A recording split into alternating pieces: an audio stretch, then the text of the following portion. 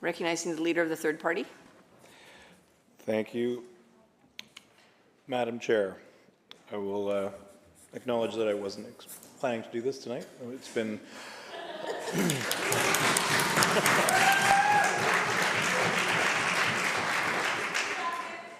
never a dull moment, and I will not be debating the merits of Zoom backgrounds with the Premier. I'll try and fill the time until we can all adjourn and go home. I will ask a hard question though of the Premier to start. This government has passed at least four pieces of controversial legislation in the last few weeks. One at 1 a.m. Another one by walking back a significant part of the legislation.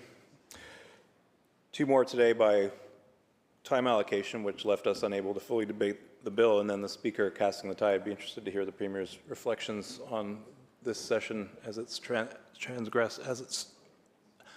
occurred.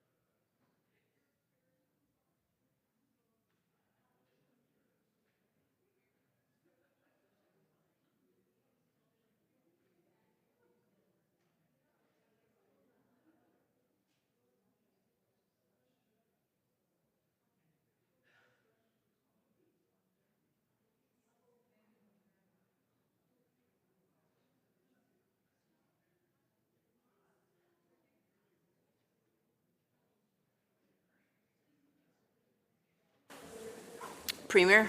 Thank you, Honourable Chair, and thank you to the member for the question and for being quick on his feet. History is written by the people who show up. So congratulations to him on that. He raises an important question. How do you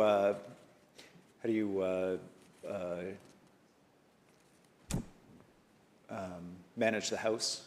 How do you ensure that the government's business gets done, but also that there's fair time to air concerns, ask questions, and debate? The member will know that we don't ordinarily sit till, right now it's 8:30, 9 o'clock most nights. This has been a significant challenge for many members, I know. These are 12-hour plus days for members. Many of us will go 14 to 16-hour days in order to facilitate late night sittings to add more time. We went to 3 houses, and I appreciate the support of all members of the House Leader in being able to do that. And in doing so, we added dozens and dozens of additional hours of debate on government bills, but not just government bills. This session included, for the first time, private members' bills that were debated and passed in this place. A private member's bill from a private member from the government side, and a private member's bill from a private member from the opposition party. I've been here for 10 years, I've never seen that, let alone 2. The member notes controversy about legislation, and I know the member is a relatively new arrival here. Much legislation is heavily debated. It involves change, it involves debate, it often involves controversy, and that is not an unusual thing. What is unusual is how few pieces of legislation we were able to get through in the fall session. And I would attribute this not to malice or misconduct on anyone's part. I just think we've got a bunch of brand new MLAs. And you look at the turnover in this place. We've had a huge number of people who are finding their feet. They're learning about the process. They're learning about how to do estimates. They're learning about debate on bills and so on. And they're using different mechanisms to raise their points. It's all appropriate and all necessary. But ordinarily, we get about 20 pieces of legislation through the fall session. The session, 13 pieces of legislation. So not only did we add significant additional hours, we reduced the overall legislative agenda. We have bills that are carrying over to the next session. But at the end of the day, the bills the member has identified as ones he's asking me to reflect on are critically important bills. They respond to a rapidly evolving situation with our biggest trading partner, the President of the United States, attacking our economy, going after our ability to support British Columbians, and doing it in the name of annexing Canada as the 51st state. These are significant and profound issues that have resonated around the globe, and it is in this moment that British Columbia needs to respond, and British Columbians expect us to respond to ensure that we're protecting as best we can under this threat our economy, that we're supporting them and their families with high quality services, that we're building the schools and hospitals we need, and we're doing so efficiently and quickly. And I know the member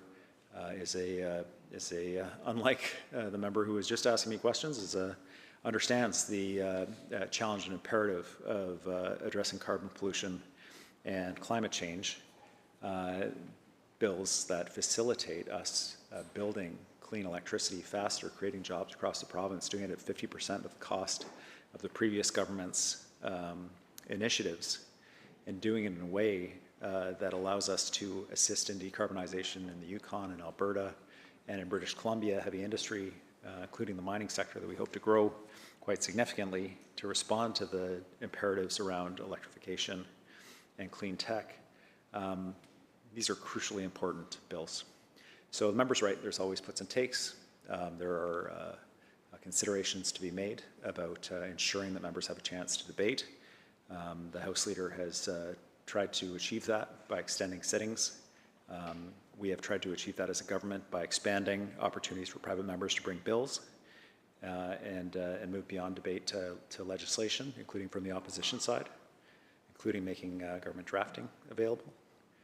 I'm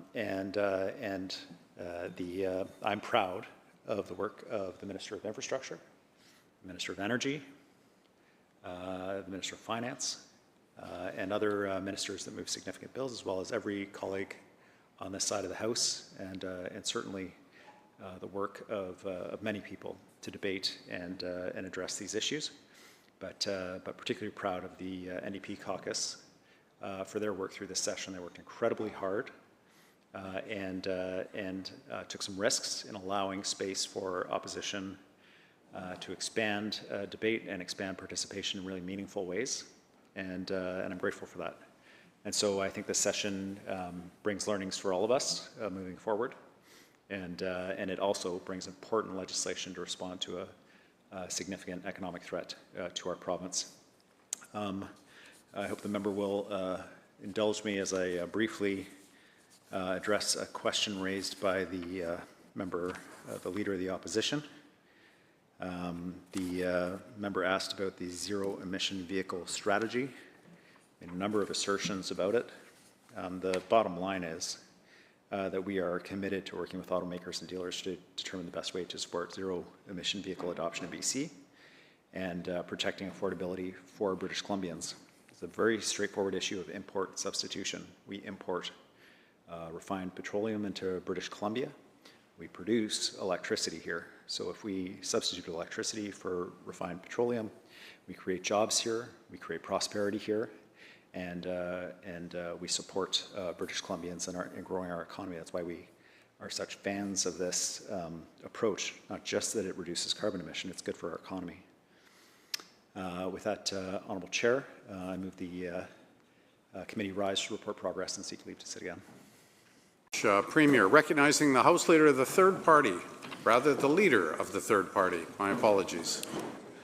Thank you, Mr. Chair, and apologies that we're getting pinned into a small amount of time. It's really disrupting my flow, and I'm guessing the same for the Premier. I'll start with this government's relationship and consultation with First Nations. So the BC Assembly of First Nations, Union of BC Indian Chiefs, First Nations Summit, and countless First Nations and local councils have all shared that this government has failed to consult and cooperate with them on the most significant pieces of legislation in this session. At best, there are gaps in this government's consultation system, and at worst, they are neglecting their commitment to consult. Can the Premier describe the current consultation process, and if the Premier believes that his consultation methods are adequate, why does he believe he has received resounding criticism, and what will be done to correct this?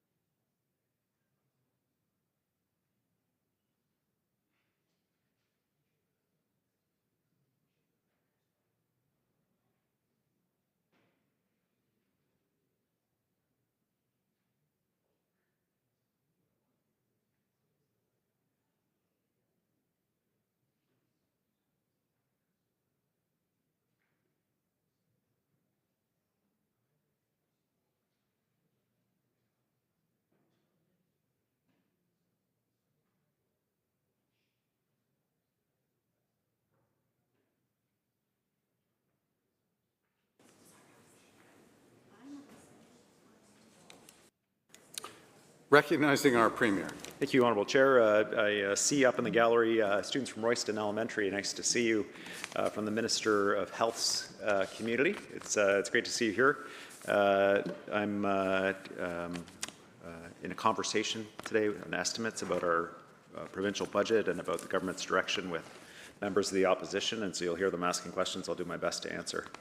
BC is an extraordinary province, as the member knows, but he will also know that for too long Indigenous people and their rights have been ignored and pushed aside.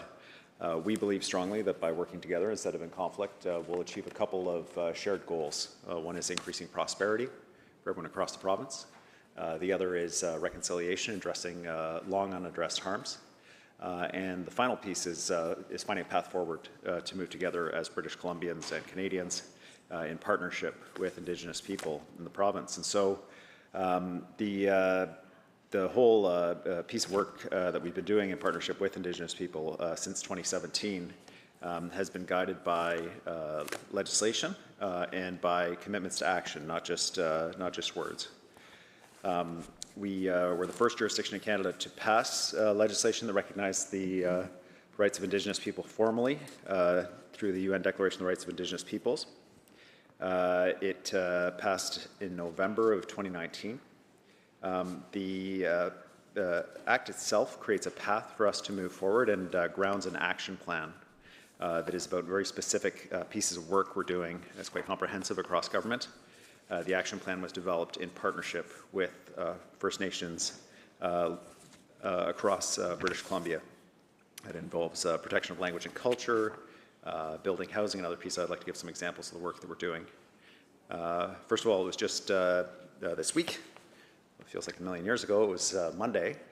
We were in Vancouver with the leaders of the Casca, Taku Tlingit, and the Tahltan First Nations, outlining a comprehensive partnership and piece of work that we're doing together in the Northwest, involving improvement of the standards of life for communities in the Northwest, including roads and infrastructure like pharmacies, and enabling $30 billion in capital investment in the province, but also protecting a significant portion of the land base for future generations. And that is the work that we're doing together, an excellent example of a promising area that we're hopeful to be able to move forward on in partnership. Since 2017, we have worked with First Nations to deliver the following. We're the first province to build on reserve housing as a federal responsibility, but we took it on as a province because the feds weren't doing their job. We built 6,800 homes for Indigenous people. They're either complete or underway across British Columbia. We've opened 15 First Nations-led primary care centers, recognizing that health care for Indigenous people has not met their needs for far too long. These two are fully open right now, one in Williams Lake, one in Vancouver. 9 are offering partial services in Chetwynd, Harrison Mills, Howsett, Merritt, Lillooet, Vancouver Island, the Lower Mainland, Mount Currie, and Guilford Island. We expanded the travel assistance program to ensure that people in rural and remote communities could access their medical appointments, both for non-emergency or routine medical care, which includes free ferry service on routes that serve 22 different First Nations of the province. We expanded virtual care options, particularly for remote, rural, and Indigenous communities, and have supported directly Indigenous treatment centres like the Orca-Lalem Treatment Centre in Nanoose Bay and 4 additional treatment centres through the First Nations Health Authority. We're working together to support economic development. The member will recall BC Hydro's first call for power had 10 hydro projects, clean energy projects. 8 out of the 10 have majority First Nations equity ownership. We've entered landmark agreements that will build up whole communities as well as nations, like the Western Forest Products and Nanawakolis Council Agreement. We are directly sharing gaming revenue with First Nations to provide stable revenue sources that nations can borrow against to build their communities and according to their individual priorities. We've opened Indigenous justice centres across the province, recognizing that Indigenous people are disproportionately represented in our jails in the province, making sure that we're meeting people where they're at and providing culturally appropriate services aimed at getting people out of the cycle of being in and out of jail or the child protection system. They are open in Chilliwack, Kelowna, Merritt, Nanaimo, Prince George, Prince Rupert, Surrey, Vancouver, Victoria, Kamloops, Williams Lake, Cranbrook, Port Hardy, Fort St. John, and a shared location that serves the communities of Burns Lake and Hazelton. There's also a virtual center that's serving the entire province. We have also amended laws. We amended the Human Rights Code, adding Indigenous identity as a ground of discrimination. It was not in there previously. We have restored Indigenous jurisdiction over child and family services. We've implemented a new graduation requirement to ensure all students complete Indigenous-focused coursework before they graduate from the BC education system. We've changed the way First Nations can acquire, hold, and register fee simple land in BC, reducing discriminatory and racist barriers. And we've aligned our laws like the Emergency and Disaster Management Act, a new framework for agreements between First Nations and other authorities that can help advance shared decision-making and coordination. Now, the reason why I'm reading this list is because the work has been comprehensive, multifaceted, and been going on for years, and we've got more to do. Like in any relationship, we will have high points and low points. We've got work to do continually with our Indigenous partners, and we're committed to that work going forward, and we will continue to do that work. Thank you, Premier. Recognizing the Leader of the Third Party. Thank you, Mr. Chair. To continue on the theme of consultation, I'd like to talk about collaborative relationships with municipalities and regional districts across this province. Just like with First Nations, this government has fallen short of its commitments to consult and collaborate with municipalities. In a recent statement, the UBCM has said this government has not meaningfully consulted with them or member local governments on significant pieces of legislation this session. The sentiment was echoed by a host of municipal mayors and local officials who felt blindsided by this government's actions. Yet, the Premier and the Premier's Office Service Plan reiterate commitments to collaborate with municipalities and forming intergovernmental relationships. I know that municipalities are a creature of the province. However, I've had municipal leaders tell me, why doesn't the province just do away with municipalities altogether? They feel that their autonomy is being completely sidelined. So can the Premier explain how he plans to form stronger partnerships with municipalities, especially considering the lack of engagement on legislation that has come forward this session?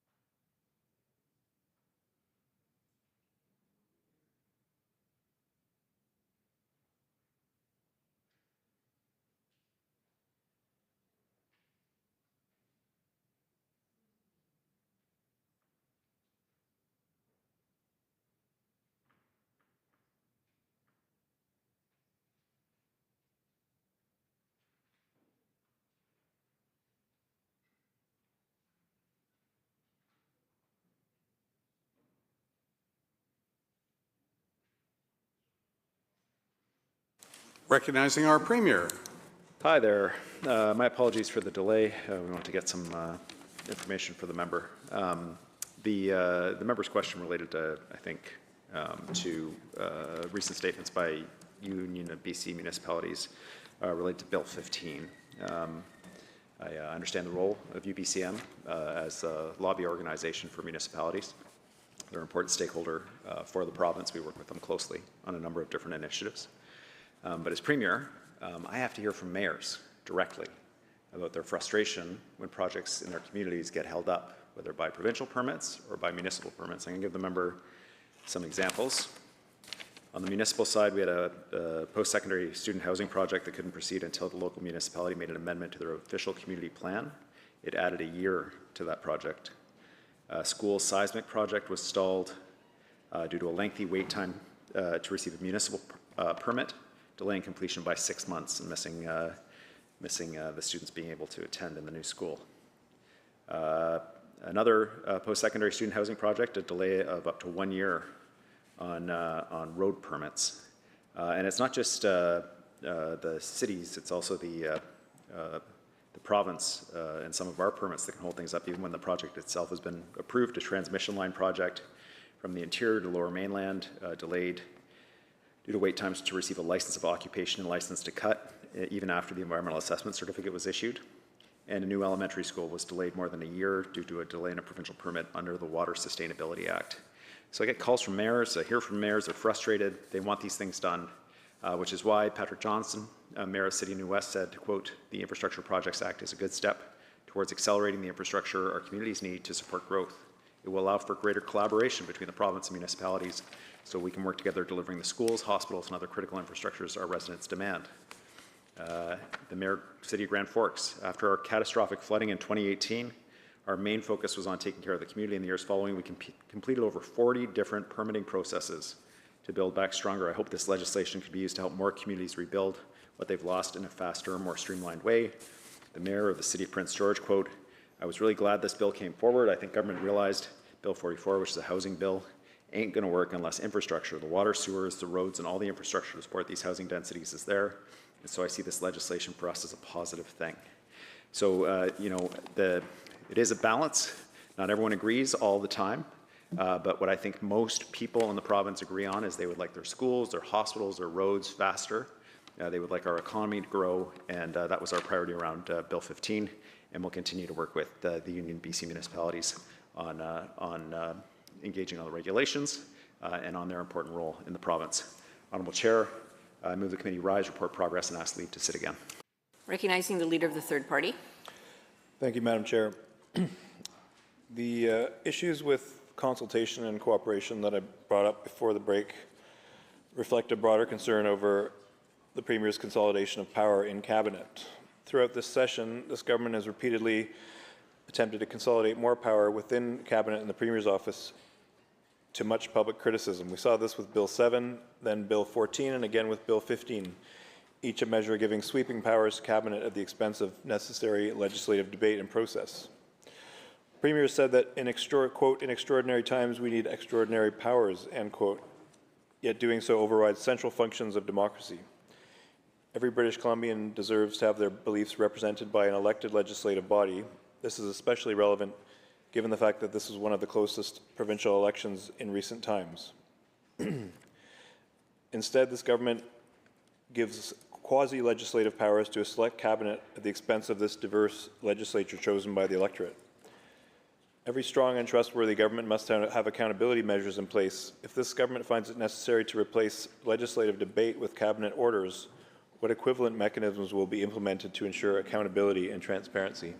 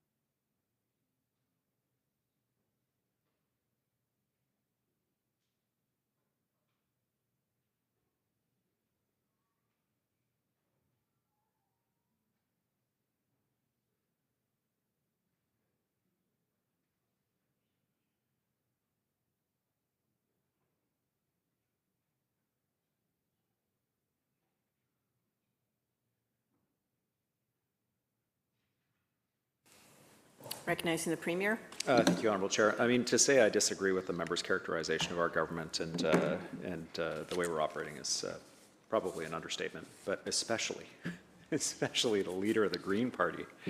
For Pete's sake, I mean, we just issued a report together, the member will recall, and I understand he's got a narrative he's trying to push, but the report that we both, I'm looking, it's got both our signatures on the bottom here, the executive summary, that reads, the Cooperation and Responsible Government Accord between the BC Green Caucus and the BC New Democrat Caucus reflects a shared commitment to working collaboratively on issues that matter to people.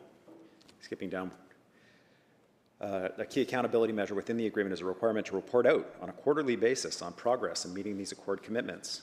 Quote, we're pleased to report that a number of policies have been implemented and reviews have gotten underway within the first quarter of the accord, including the delivery of enhanced rental housing supplements for low-income seniors and families, $50 million to support improved access to heat pumps for low and middle-income households.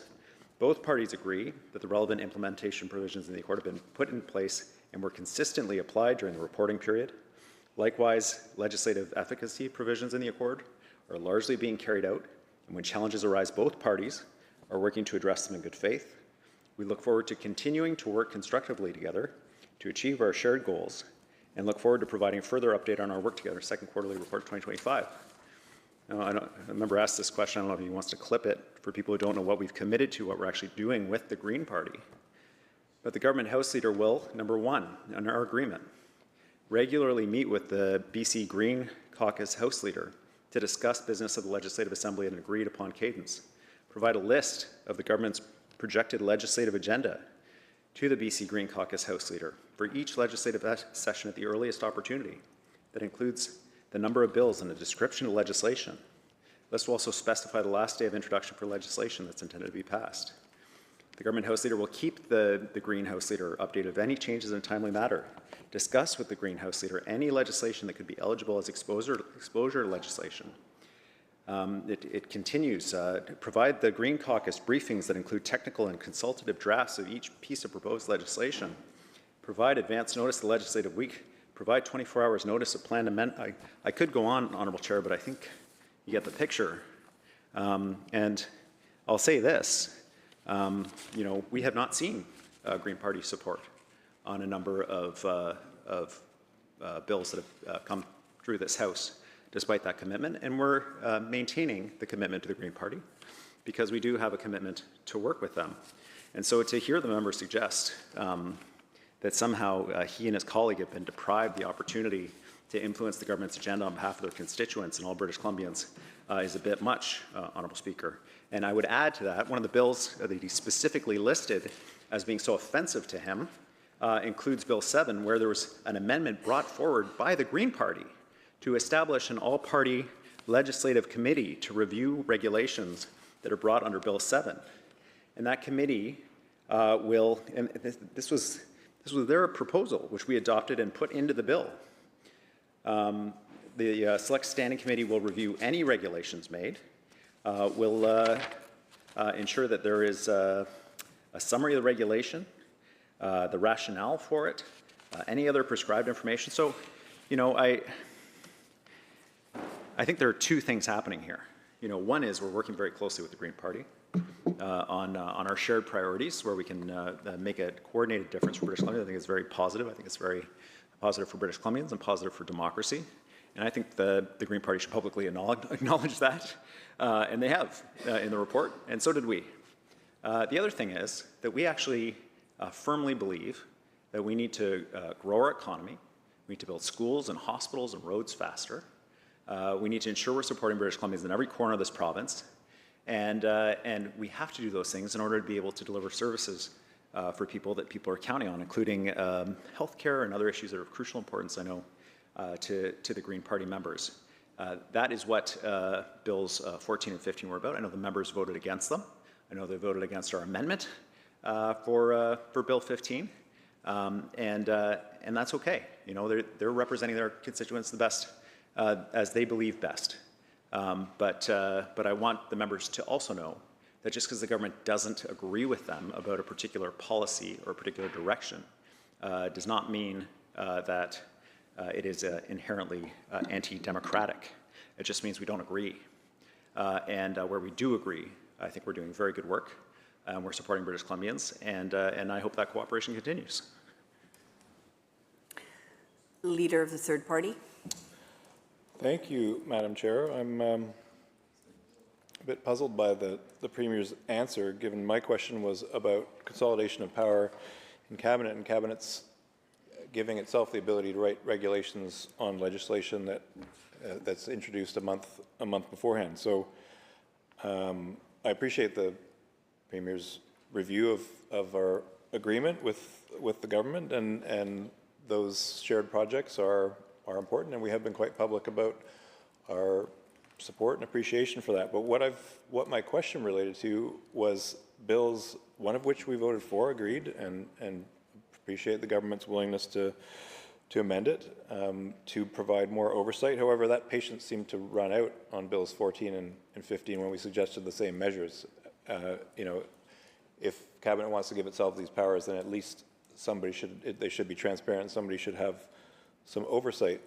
This legislature should have oversight over them. So we are talking about two separate issues here. One is an agreement with government to support the government and get some mutually agreed upon projects done, and the other is the legislative side, where we are fully opposed to what is really an unprecedented granting of powers to Cabinet and a bypassing of this legislative body. So we tend to go off on tangents, and I don't hesitate to bring this up, but this government, we've spoken a lot about Donald Trump in this House, because it is a clear threat, and we appreciate the sentiment and the protections that the government's tried to put into place to diversify our economy and reduce barriers to interprovincial trade. But in some ways, this government is playing directly from Trump's playbook when it comes to centralizing power. Experts have remarked this government has attempted to consolidate legislative power within Cabinet in a similar manner. So, without being lectured about the contents of an agreement that we are still supportive of, I'm struggling to understand why this government finds it necessary to give Cabinet these sweeping powers that are really outside of the norm for this government, and yet condemns others for the same type of the same philosophy in the exercise of power.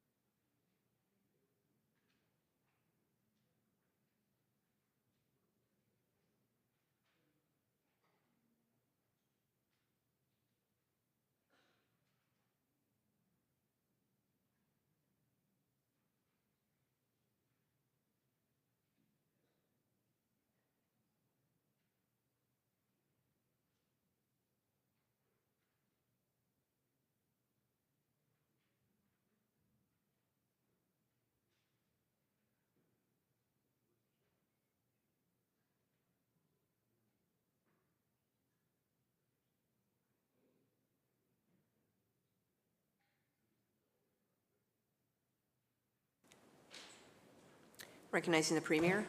Thank you, Honourable Chair.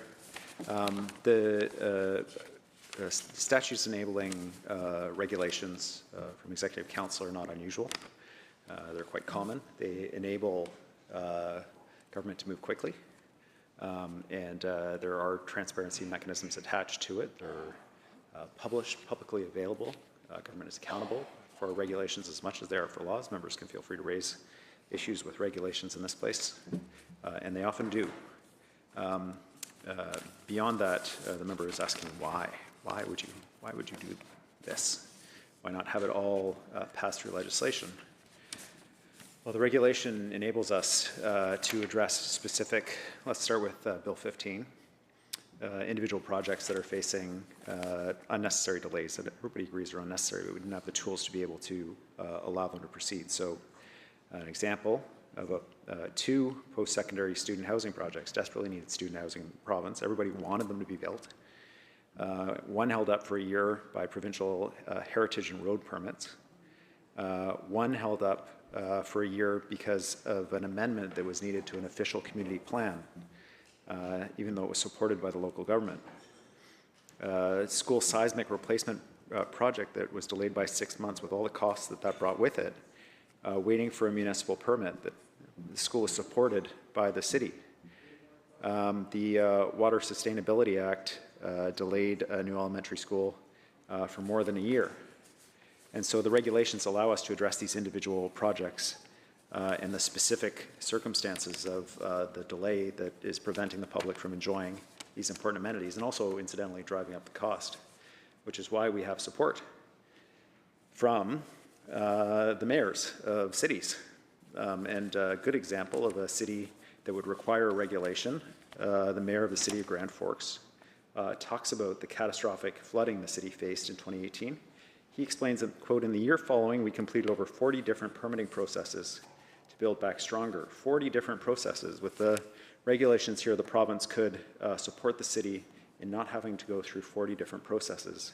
That's why he says, quote, I hope this legislation could be used to help more communities rebuild what they've lost in a faster, more streamlined way, so municipalities can stay focused on supporting people and not lengthy or overlapping approval processes. Mayors also support it in relation to housing and hospitals, as the mayor of the city of New West talked about, or infrastructure like pipes and sewers, as the mayor of Prince George talked about. That's Bill 15. That's why we need those regulations. That's why we need that regulatory power. For Bill 14, I think the member, having stood in this place, including today, raising concern about climate change, the urgency of renewable electricity, and the desire that we transition from fossil fuels to clean, renewable sources of energy. Seeing the Green Party vote against Bill 14 was a surprise to me, because Bill 14 doesn't exempt projects from oversight and due process. It passes it to the BC Energy Regulator, which already regulates oil and gas in the province, has done so for 25 years. It's regulated hydrogen for 4 years, a very similar provision around hydrogen we passed 4 years ago with the support of this House. And now we want to give the energy regulator the ability to regulate transmission lines and wind farms, and suddenly it's become a great affront to democracy. That's not the case. What it does do is it allows us to do these things faster on the pace that we have to, both for economic competitiveness, but also for reducing emissions and costs as we transition to an electrified province. And so just to reassure the member about that bill, the environmental impact of these projects will still be reviewed as part of the permitting process, maintaining high environmental standards. That includes their team of biologists, engineers, hydrologists, agrologists, archaeologists. They're all well versed in reviewing energy projects and have done so successfully for many years, almost 30 years in the province. Environmental impact is a crucial part of the work that they do. And so I hope the member can now, with some additional explanation, understand why it is that there's regulatory powers here, what they're intended for, what they will do. how the different bills work, and why it would be impractical to come back to the legislature for every additional school project that we're working with the municipality to try to deliver.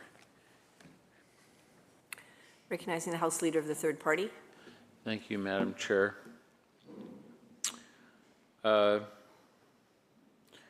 It's the day after the passage of Bill 7, 14, and 15 by the narrowest of margins, with 50 MLAs representing 51% of the popular vote voting against these bills, with over 200 First Nations across the province calling on the government to take the summer to get this right, with, as the Premier has mentioned, local governments, as represented by the UBCM, calling for take the summer to get this right, with the BC Chamber of Commerce representing thousands of businesses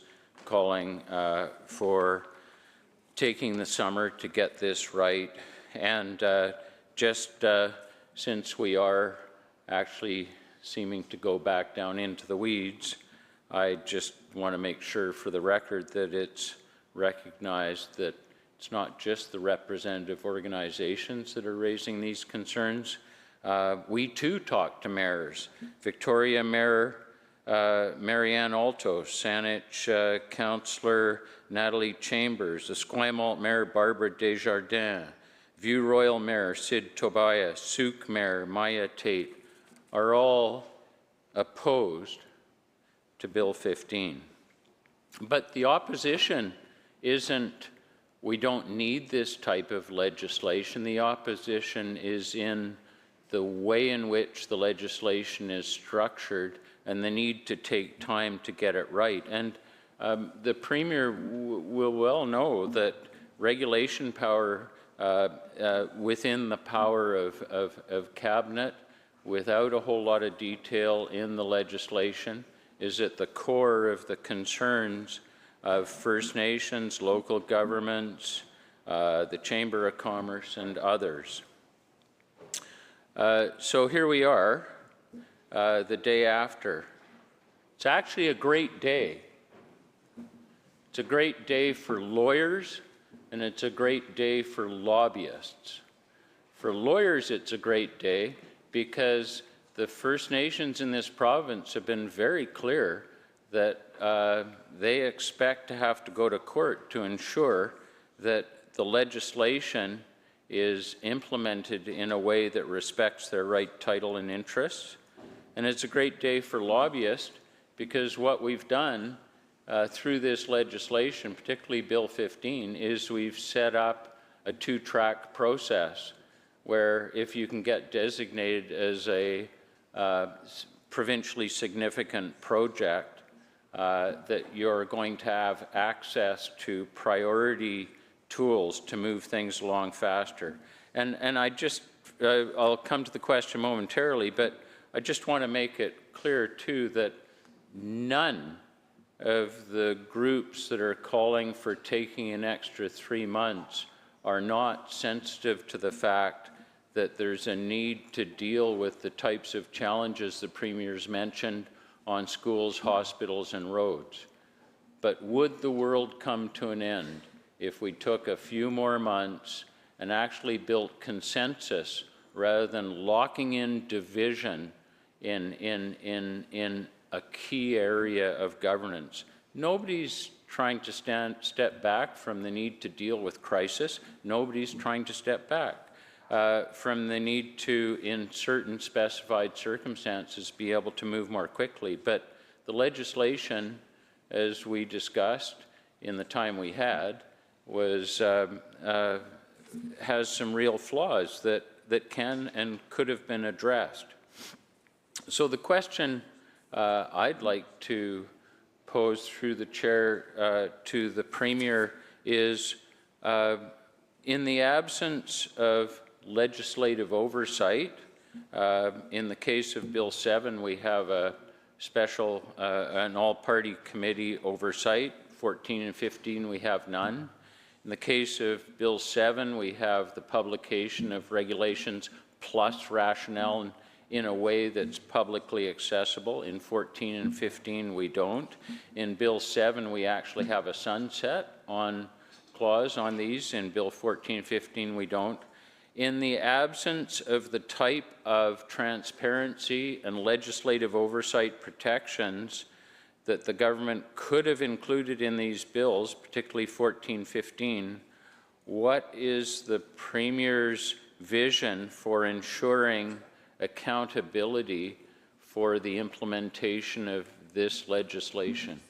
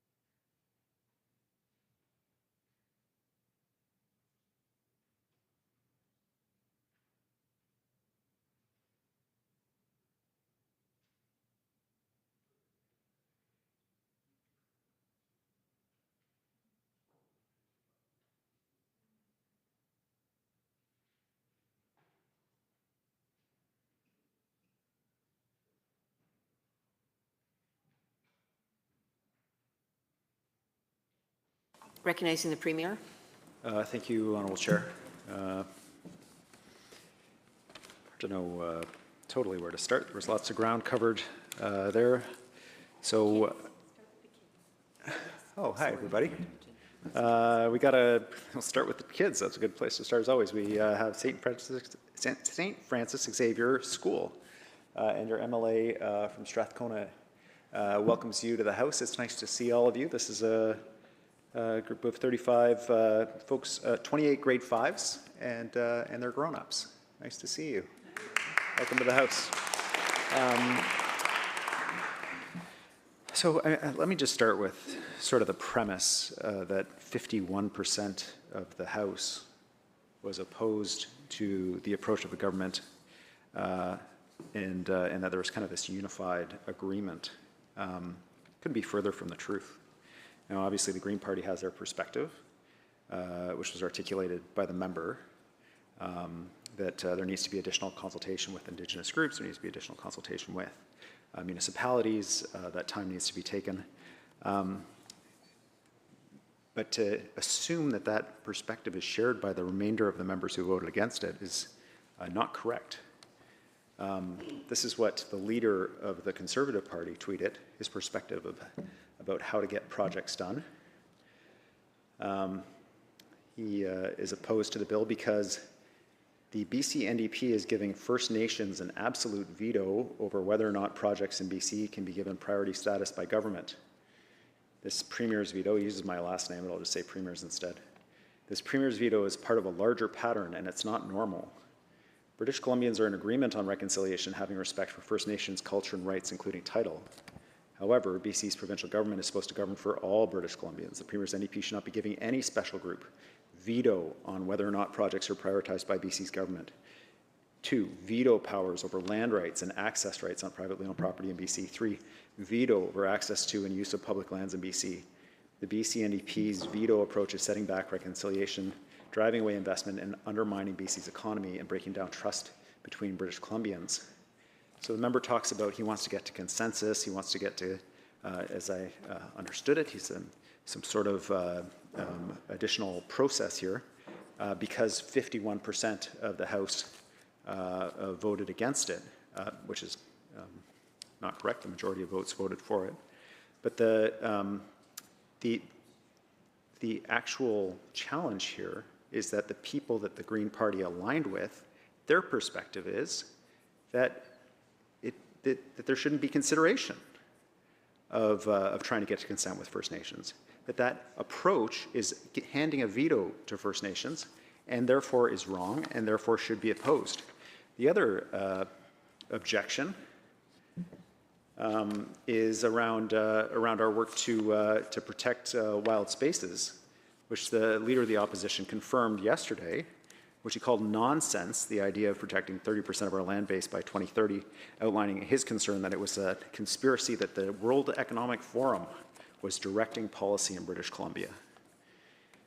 The leader of the Conservative Party, or the executive director of the Conservative Party tweets, "Do we live in a racial oligarchy?" This is getting wildly out of hand, talking about working with First Nations in partnership on the regulations for Bill 15.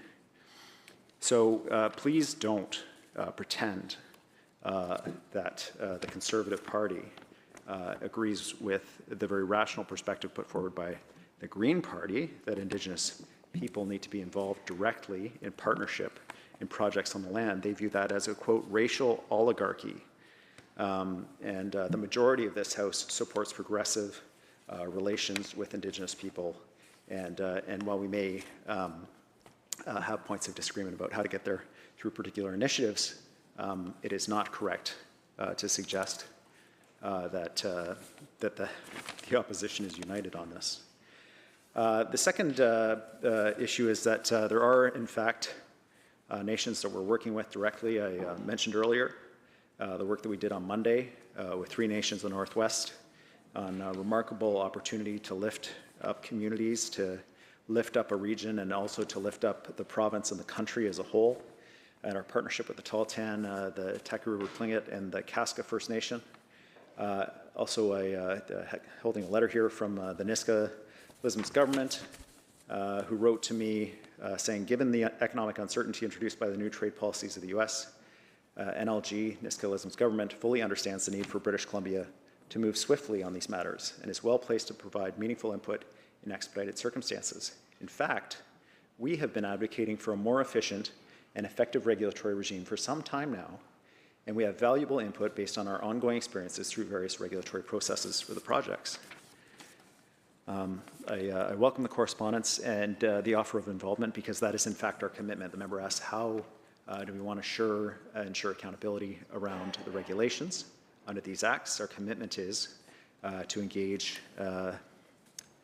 with nations, with local governments and other key stakeholders as we develop the regulations to ensure that the legislation actually does what we intend, which is to speed up projects across the province. I was grateful to get a letter from the Greater Vancouver Board of Trade supporting this initiative.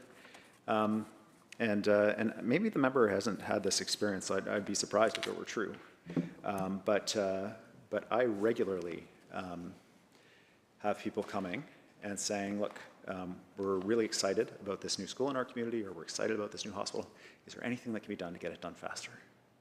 Our business has this project, we're dealing with the province, we're dealing with the city. Is there anything we can do to get this done faster? Just again and again and again. The member says he recognizes it, but at the same time wants us to delay. He says 3 months, it's 4 months before we sit again. I don't know how long the process is. He envisions for the fall session. And then additional legislation, additional provisions, and then a further engagement process on the regulations. This is an urgent matter. And the hits to our economy from just seafood and softwood lumber actions by the United States are significant, and more are coming.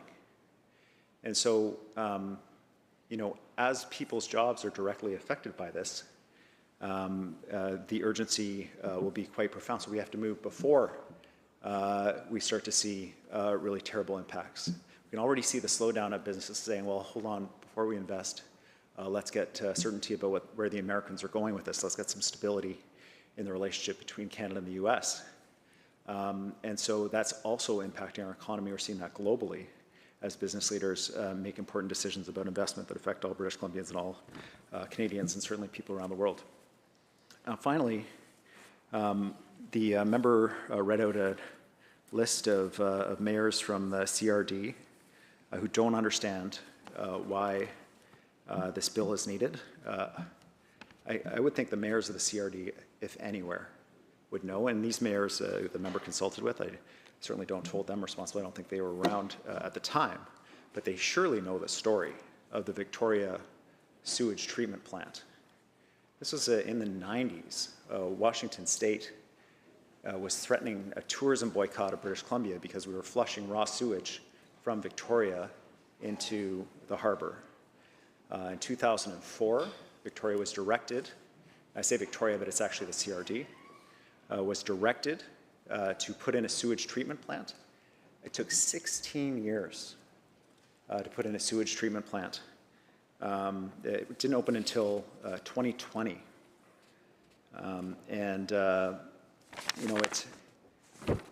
It's an example of the challenge that we can run into, where we have a whole bunch of different municipalities and they were debating about who was going to pay what, and the delay continued and continued and continued to the point that Victoria, despite being full of people who are quite committed to environmental protection, Victoria was the last remaining major community to pump raw sewage into surrounding waters in Canada. And so members might remember Mr. Floaty, that was a 7-foot tall, well, members can imagine, mascot that tried to bring attention to the fact that this issue was not getting resolved. These are the kinds of things we're talking about. They're not minor issues. They're serious issues. If your school can't get built in the community, if your sewage treatment plant can't get built, if your housing can't get built, if your business is struggling with processes, even though all of the officials involved support the project and it's stuck, which can happen. And we're fixing the underlying provisions as well. And I look forward to having additional legislative amendments come forward to the House around the underlying processes. But in the interim, we got to get building here. And we added 300,000 people in the last 2 years to this province. That is huge. And 3 months, 4 months, 6 months, 8 months may not sound like a lot to that member, but it is a long time if you're waiting for approval for your business. It is a long time if you're waiting for construction to start on your new school. And it can be a whole school year for a student. And so, I look forward to the members' feedback on the regulations because that's our commitment to the Green Party to work with them. And I'm sure we'll be able to come to consensus about how to support British Columbians. Recognizing the leader of the third party.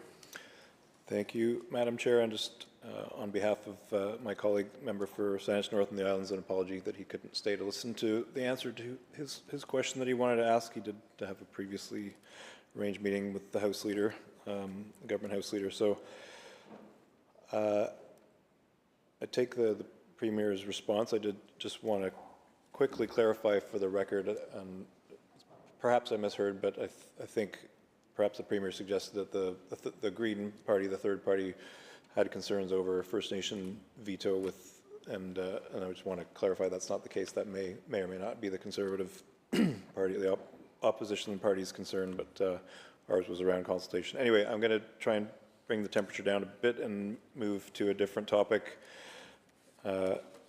Leadership of the public service, which is of interest to me, having been both staff and elected in local government and now in provincial government. We have concerns about this government's ability to provide clear direction to the public service and ensure they're producing strong legislation in a timely way. Yesterday, the Premier mentioned rookie MLAs and tariff urgency for some of the rushed legislation and late sittings, and that acknowledge that's part of it. But when we look at this session, we've seen a backloading of legislation. Considering the session began 4 months after Election Day, we've seen the bulk of the bills introduced late in the session, and then we've had extended hours waiting for the government to introduce bills that were simply not ready or not fully thought through. This seems like a failure and an inability to set the legislative agenda and clearly identify what it needs from the public service and when. I would like to hear from the Premier how we can correct this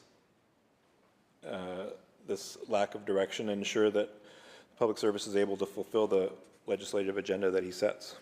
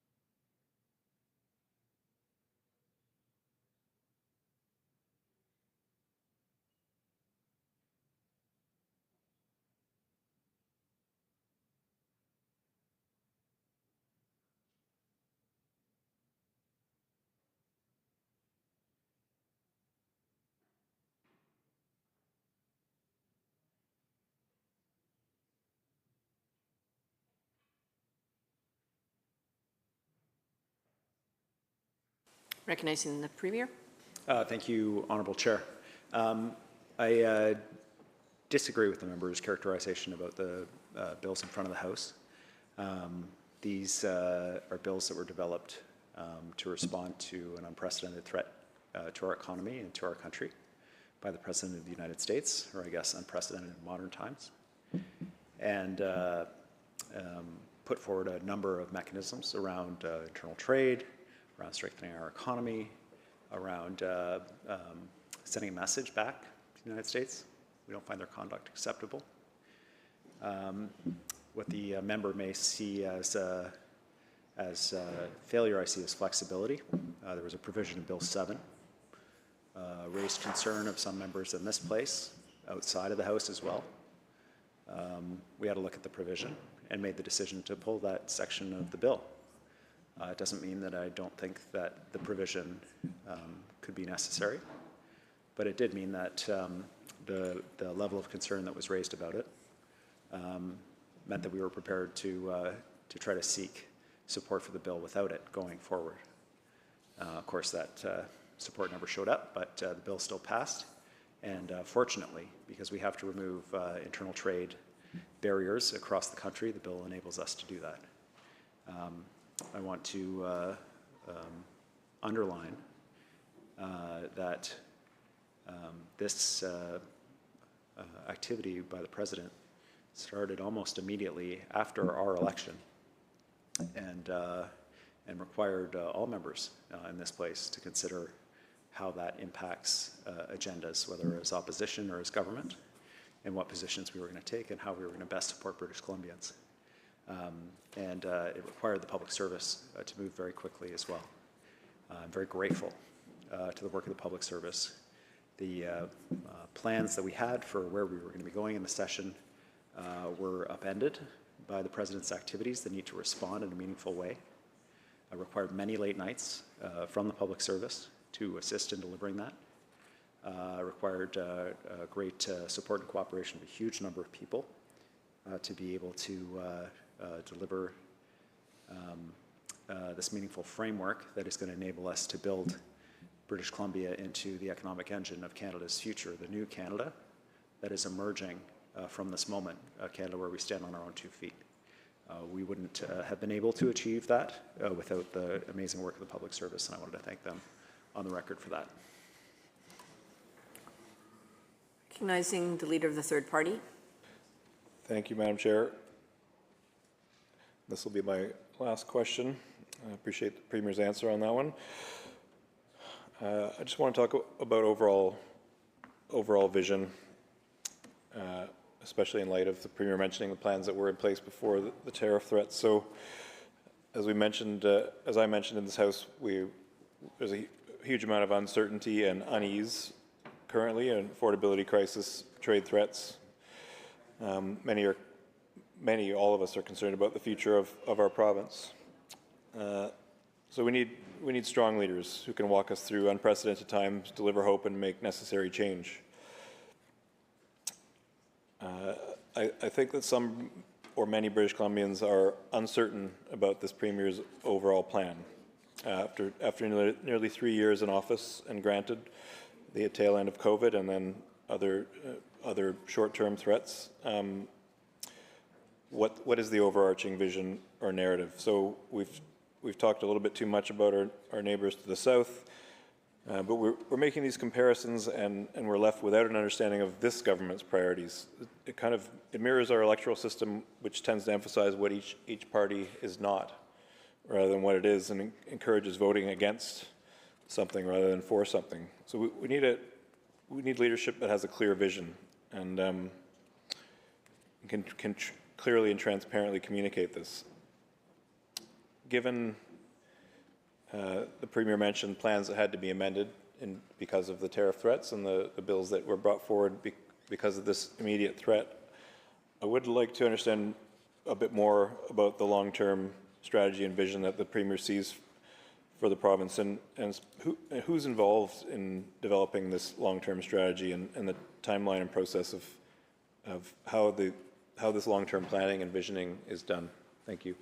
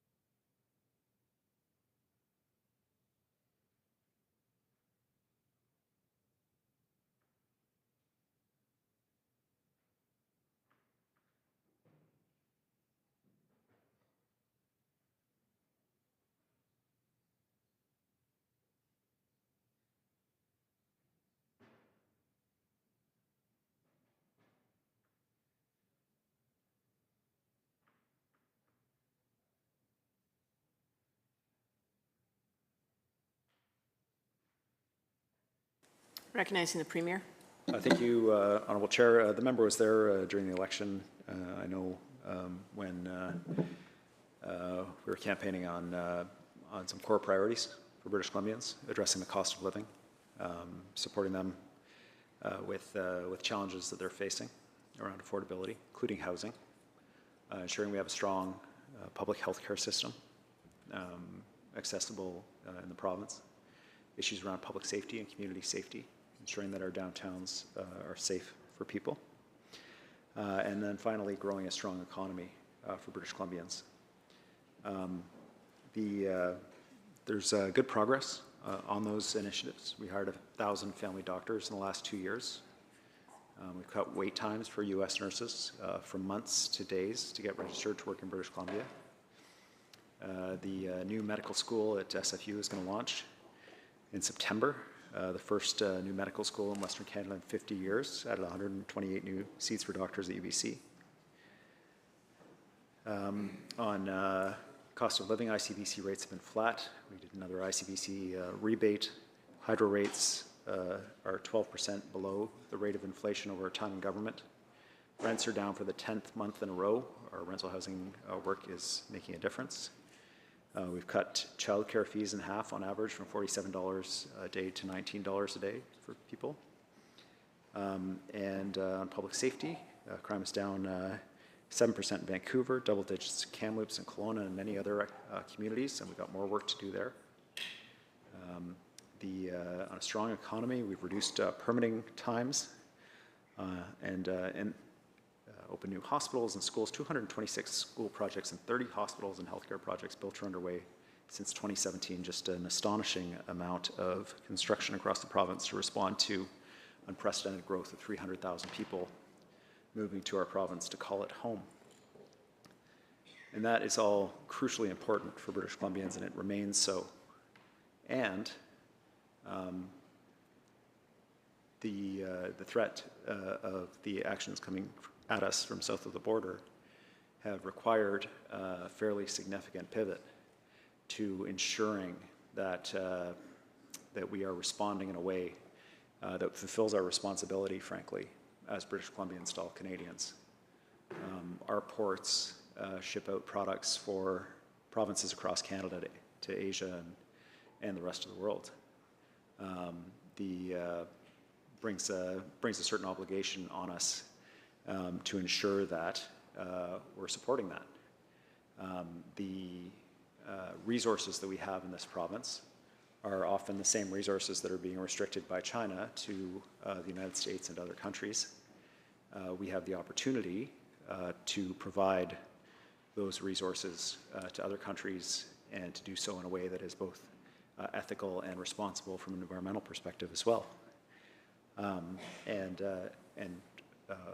We're keen to do that.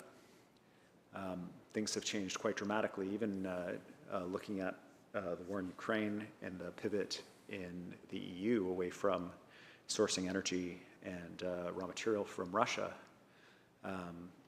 creates opportunity for British Columbia and for Canada. And so as these global changes happen, as this instability happens, we can't miss this opportunity both to ensure we're protecting British Columbians and supporting them with good paying jobs and with revenue for the province that we're able to provide services, but also fulfilling our global responsibility, our responsibility to Canada and the world, especially liberal democracies, to support, to play our part. And so that's why you've seen significant bills coming forward in this House, focusing on making sure that we're able to do this as quickly as possible while maintaining our high standards. And it has resulted in a shift. The vision is a significant one. British Columbia will be the engine of Canada's economy, of the new Canada that is emerging from this moment of global instability. Our resources, our people, our cheap electricity, our clean electricity, these are the foundational elements, along with our access to 2/3 of the world's population through our ports. By growing our economy, by seizing this moment, by fulfilling our role and the obligation on us, we will do two things. We'll support Canadians, but we'll also make sure we're able to deliver the strong public services that people depend on. It's a significant piece of work. It is a big swing, but we are called on to step up to bat right now, and we're going to do our darndest to ensure that we meet the moment for all Canadians.